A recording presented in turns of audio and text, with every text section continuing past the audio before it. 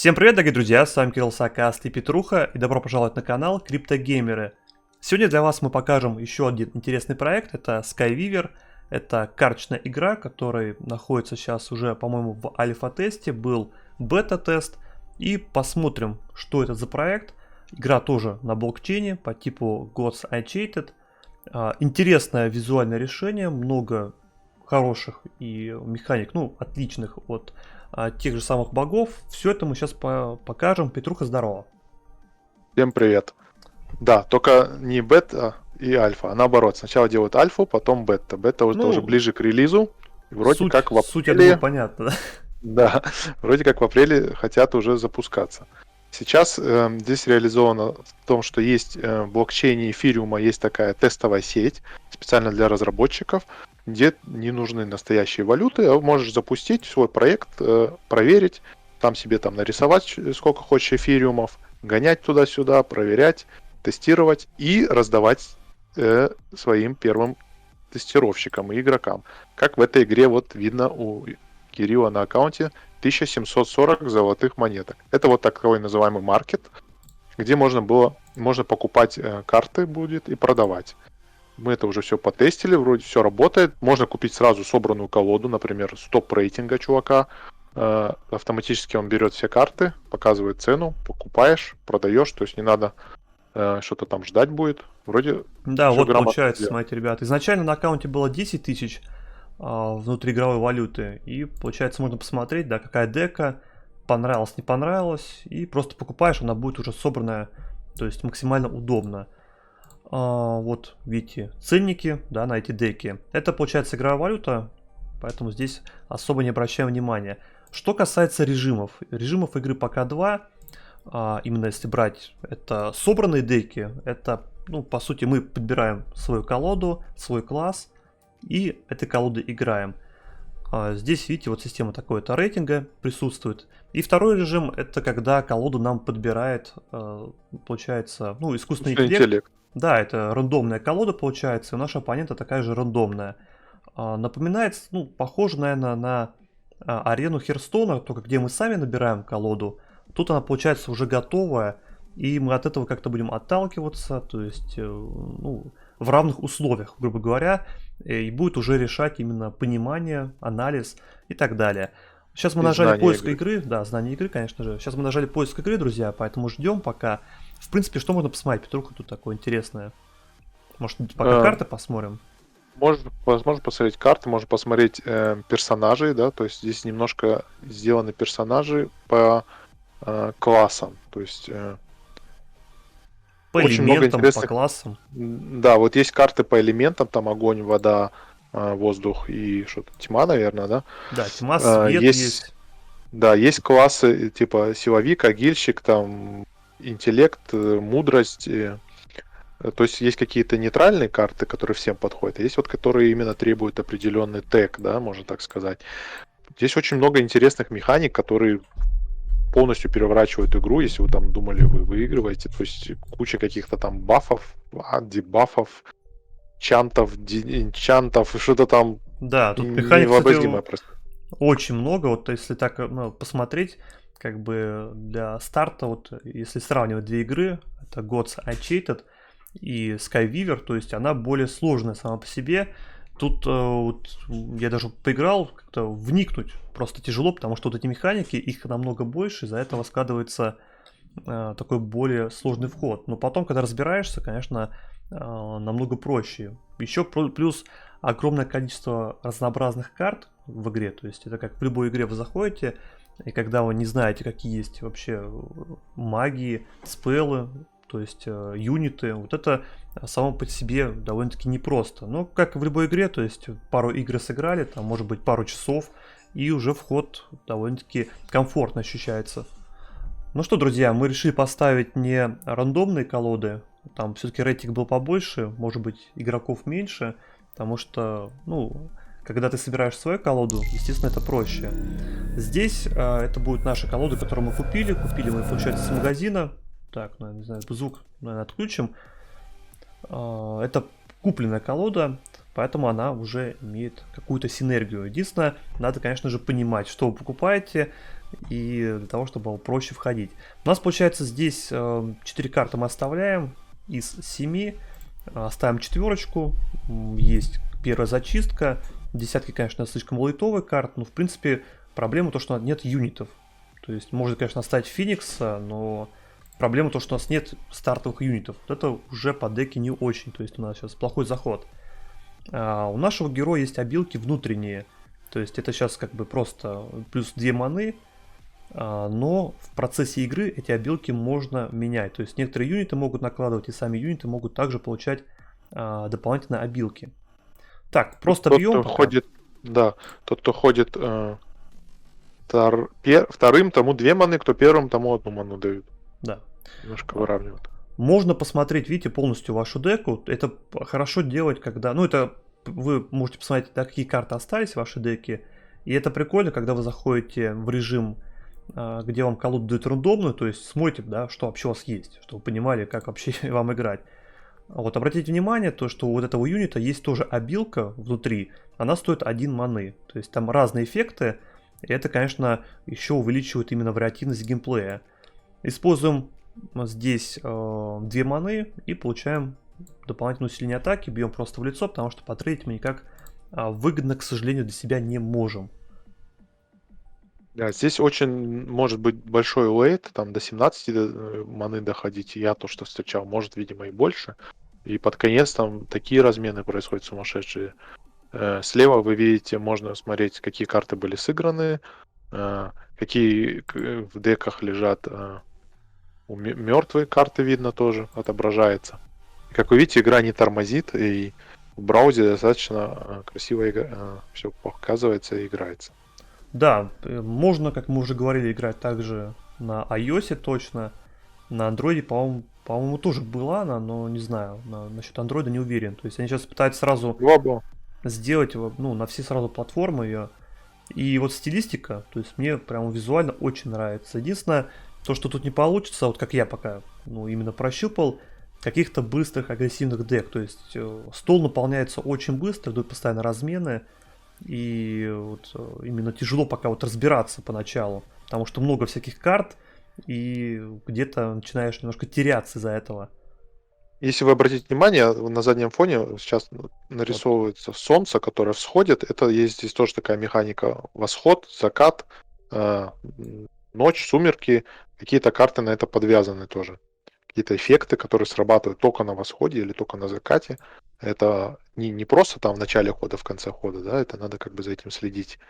То есть, смотрите, еще фишку какую. То есть, у меня 3 маны, я вот, допустим, использую эту карту, показываю на столе, как она будет работать. То есть, 2 существа умирают у противника, нажимаю, и они улетают у нас просто. Да, такое предотображение, что произойдет, если вы сыграете тот или иной мув, да, то есть Да, и так... показывает разницу вашей маны, то есть все за вас считает, чтобы вы в голове не думали. Ну, это да, это похоже вот эта система, как в Рунетере. То есть, там такая же система, когда ты показано, что будет сделано. То есть это для тех, наверное, кто может там как-то ошибиться.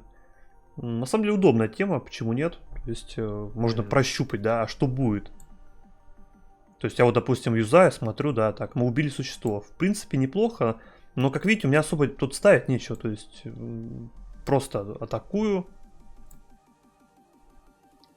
Здесь умирает существо, и также проатаковал нашего соперника. Как я уже говорил, то есть у меня существ довольно-таки мало, вот на старте было, поэтому приходится просто как-то отбиваться. Такая вот дека интересная. Ну, как вы понимаете, мы купили просто одну из первых дек для того, чтобы просто протестировать. Здесь ставится уже забав. Плюс 4 атаки у героя, потому что это баннер. Баннер, он дает плюс 1 к атаке героя, поэтому у него 3 стоит. Одна, ну, его базовая, поэтому получается плюс 4. Здесь дается плюс 1 к мане и дополнительно отхил. То есть, в принципе, мы уже получаем такой небольшой разгон на следующий ход. Баннеры мы убить не можем пока, потому что они находятся, видите, друзья, такая механика интересная, написано стелс. То есть они находятся в невидимости.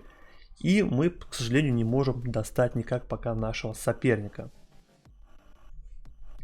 Потихонечку надо выходить нам в лейт. То есть мы уже, получается, на 1 ману опережаем за счет этого разгона. Но хватит нам этого или нет, конечно, непонятно. Если посмотреть по рейтингу, то есть рейтинг у нашего соперника, ему осталось 2 победы до перехода на следующий рейтинг, а у нас это первая игра или вторая в этом режиме. То есть я до этого играл, плюс 6 атаки, кстати, нифига себе у него. У него получается все на баннерах идет. Мгм. Интересная такая дека. Это, можно сказать, шаман на максималках, да, такой, на Да. тотемах. Так, главное, чтобы нас не шотнул он. Но видите, плюс 7 подхилились. Сейчас нам... Вот... Единственная проблема, то, что мы не можем пробить ни один баннер его. То есть нам придется только в лицо бить. Подхилились на 7. Просто как такой захил. Дальше у нас идет тоже мощные существа, именно под лейт. Может быть, как-то мы и сможем здесь затащить. За счет именно более лейтовых карт. Так, использует он карту. Давайте посмотрим. Получает плюс 1 к пауэру. То есть, видите, у него 6 Нет, атаки. он делает противник, у тебя 1 силы стал. Он твоей уменьшил, карты. точнее. Да, уменьшил 6 пауэра, точнее. Теперь вообще 0 стал, видишь, то есть теперь твой... Ну, он может спокойно, есть- просто выгодно разменять ее, да, без потери какой-то, без потери хп. Ну, или уже игнорировать его, потому что... Ну да, он как-то пытается нас все продавить. Не знаю, что у него с этим выйдет, на самом деле, друзья. Сможет О, нас смотри, продавить. ты мог этим вихрем убить его эти. Не, ну я могу, типа, одну убрать, как бы, карту. Но на самом деле мы можем просто здесь поставить стражника. То есть это гуард, он будет вынужден его атаковать.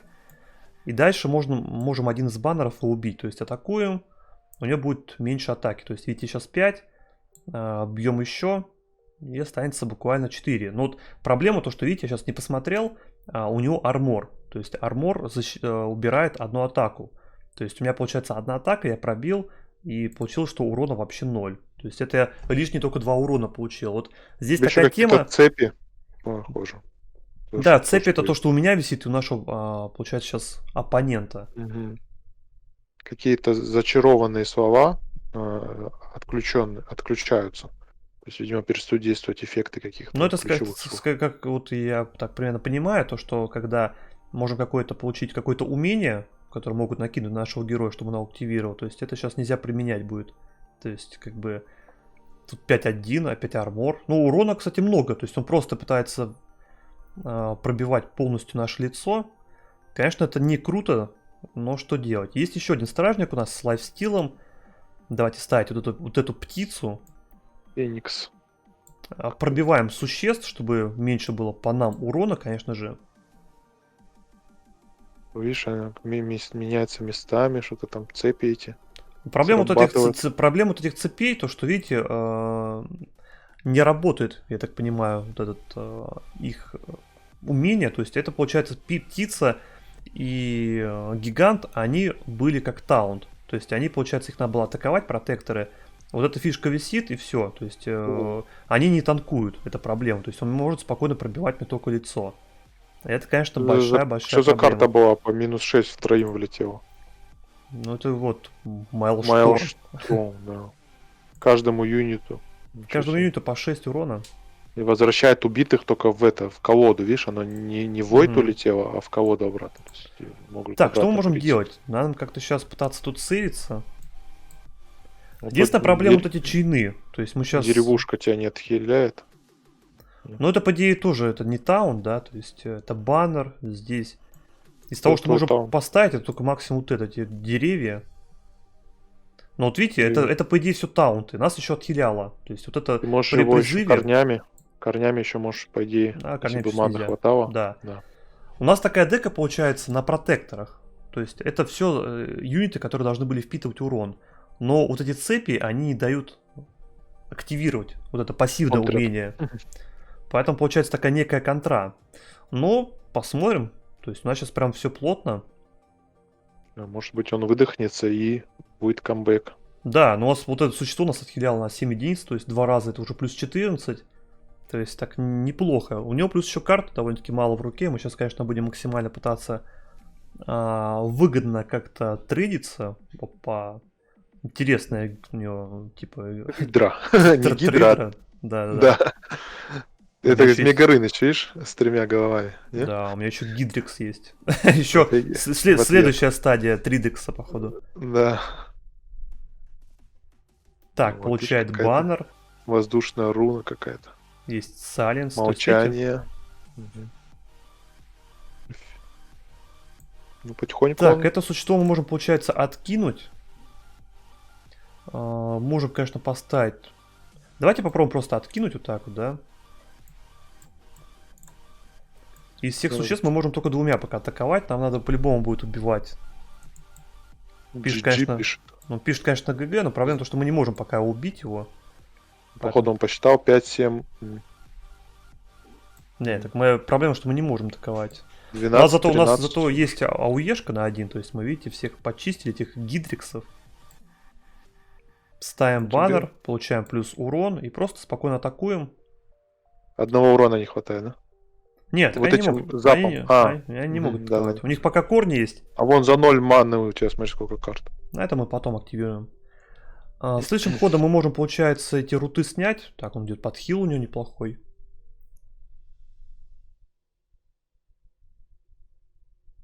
И корнями ты можешь его самого прикорнить, да, чтобы он тебя не бил. Или вот этого червяка.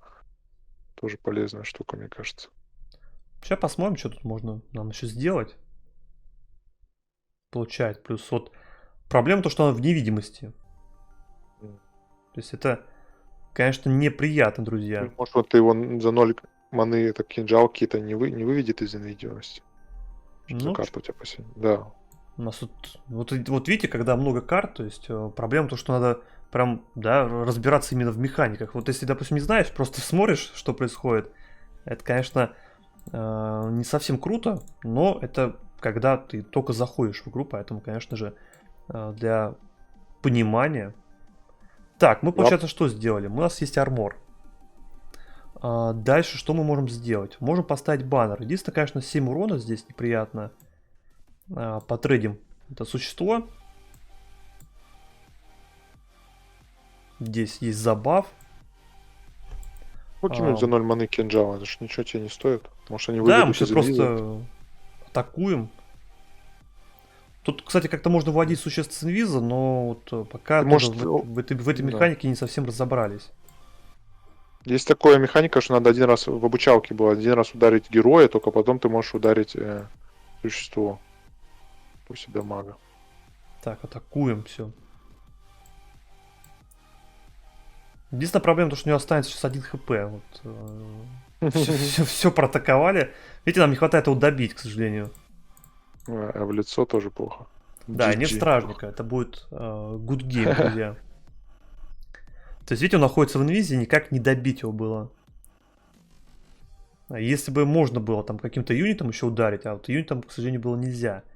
А тут сейчас такая фишка, что у нас стражников нет, и он сейчас просто бьет на 7. Ну, кстати, у него 8, да, урона. Может, где-то не хватит ему одного урона, посмотрим. Так, 8 урона залетает. Не туда. Есть 5-3, лайфстил. То есть, ну, видите, он просто атакует лицо, да, потому что понимает, что... И карт у него нет. Да, карт у него нет, но что зайдет, неизвестно.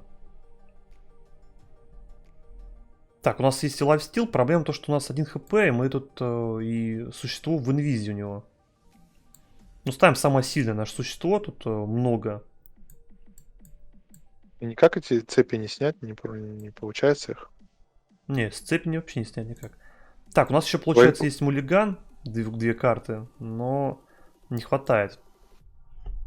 Можешь лайфстил убить. Так нет, что, не хватит. У нас таунта нет. Так вот, если один ход бы еще прожить, то, конечно, это была победа, но тут, видите, чуть-чуть не дожали. Угу. Сейчас просто ставит. Вот буквально, Ну. да, где-то один какой-то таунт получить и все, но не судьба. Да, чуть-чуть где-то одного урона не хватило тогда. Да, на урон, если бы смогли накидать по этой червяку, который находился в инвизе, мы пока ничего не потеряли, потому что здесь просто это собранная колода, как я уже говорил. Надо ее более подробно изучать. За победу, за поражение дают какую-то карту нам. Это просто для дополнения деки. Сами по себе карты делятся на несколько вариантов. То есть, если посмотреть, есть базовые, есть сильвер, есть голд карты. У нас пока есть только 31 сильвер, голд карт нет. То есть их в игре мы, по-моему, тоже не видели. Это можно чекнуть тут, да, наверное, в Скорее маркете всего, еще. вроде золотые обещали тот, кто в бетку будет играть, то есть это какие-то легендарки, можно так сказать. Да, вот пока их нет, только серебряные карты. Поэтому, друзья, кому будет интересно, пишите в комментариях, кто будет самый активный и самое такое интересное сообщение, которое напишут. Мы подарим ключ на, получается, да, куда там, на ЗБТ, это считается. Да, ЗБТ, бета-доступ. В принципе, я думаю, на сегодня все. То есть показали игру. Напишите, что вы вообще в принципе думаете. Единственное, вот сразу скажу, что русского языка нет, и понятно, что по механикам разбираться будет все-таки тяжеловато, потому что много карт, но не проблема. То есть потом это все будет максимально просто. Есть что добавить, Петрух? Нет, играйте и зарабатывайте. И ставим лайки, подписываемся и пишем комментарии. Всем спасибо и пока. Да, друзья, всем спасибо и удачи.